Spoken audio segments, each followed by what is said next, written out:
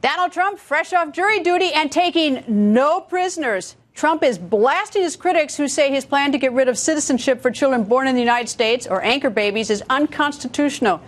But the billionaire real estate mogul, he is not backing down. Here's what he just told Bill O'Reilly in an interview you'll see right after On the Record.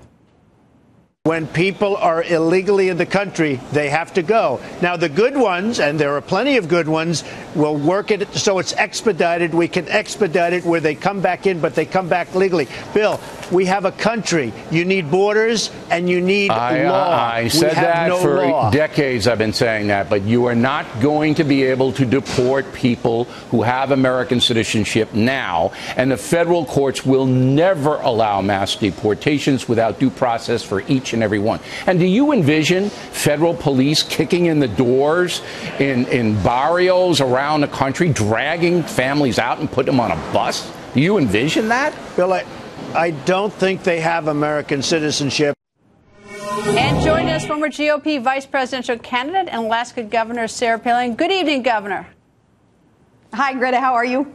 Very well. Governor, let's start with Donald Trump's immigration plan. And let me start first with the wall. He says he's going to build a wall and he's going to get Mexico to pay for it. Is that possible? Heck yeah, it's possible. And his immigration policy and these common sense plans of his that most Americans, I believe, have been thinking, just not being able to say because we don't have a microphone like he does. The immigration plan of his, especially the wall, that's common sense. It's a real shot in the arm to constitutionalists and conservatives who want America to be put first by our leaders. And really, it's a shot across the bow to the other candidates because now they're going to have to explain why can't build a wall, even though we've been saying it for years there in the political classes in D.C. We've been promising people a wall. Now they're going to have to explain to people why they don't support the policies that Mr. Trump has come out with. All right. Is his program, though, or his policy somewhat incomplete in that a lot of the illegal immigration in this country isn't coming in necessarily through that corridor, but includes a lot of people who get visas to come to this country. They stay in the country well past their visas. They overstay their visas. So what is he going to do? Go round those people up? What do we do about those people?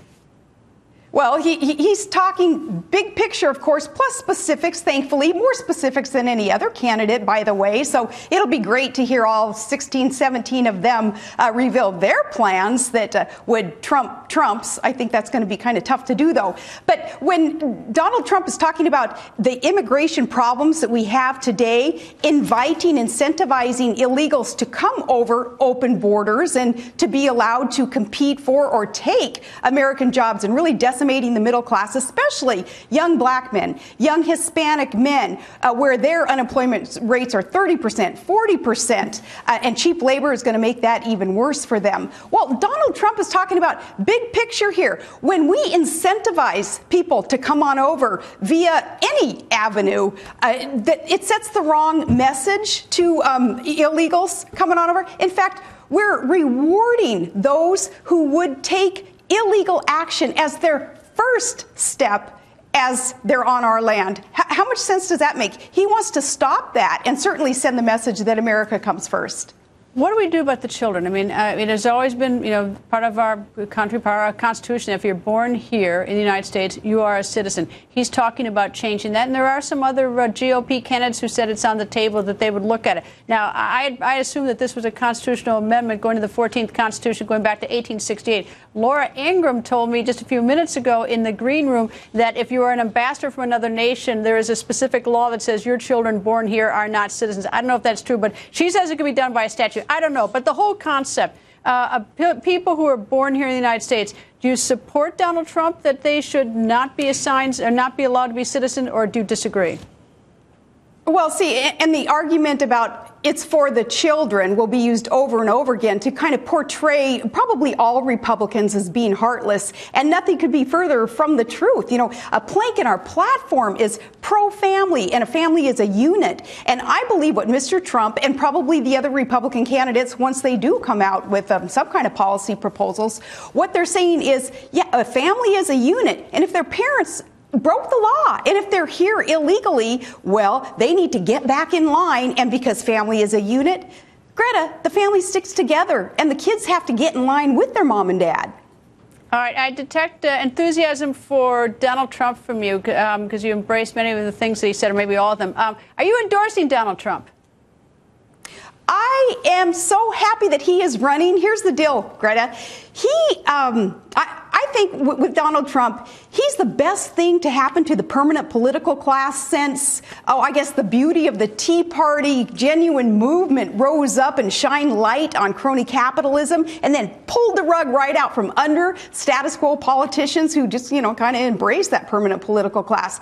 Donald Trump, he's got these Joe six-pack issues on his mind, and he's got these Joe six-pack common sense solutions. He just happens to be an extremely successful and charismatic, with a very large platform, Joe Sixpack. But amazing how it is that he is connecting with the people and what it is that we've been saying all along. Finally, we have someone with the guts who isn't bought by anyone. He doesn't belong to anyone. He's his own man. He's very independent. So I'm very pleased that he is offering himself up in the name of service to our country. Also, having that deep bench, though, on the Republican side of this race is very valuable. I think it's healthy for the party, healthy debate, good competition is going to make everybody work that much harder. Heck, I'm glad they're all running. All right. You didn't officially say that you're endorsing him, but you show a lot of enthusiasm for him. So let me just ask this sort of sneaky question to see if I can get it out of you a little different way. Is there anybody else in that deep bench of 17 candidates who have the same level of enthusiasm as you do for Donald Trump? You know what? I bet a whole lot of other Americans who are saying, who is the least political? And I'll go down from there. Donald Trump, he's not a politician. Dr. Ben Carson, a brilliant he's going to be great, too, in whatever role he plays in service to our country. He's not a politician. Ted Cruz is brilliant. These guys, they're great. Really glad they're running, especially those who aren't part of that political class that got us into the mess that we're in and then kind of fake it that they're the ones who are going to get us out of the mess. That's nonsensical. All right. Well, I detect a little bit of the sort of us leaning over towards Donald Trump. You didn't say that specifically, but maybe I'll get it out of you next time. I don't know. But anyway, Governor, always nice to see you. You too. Thank you.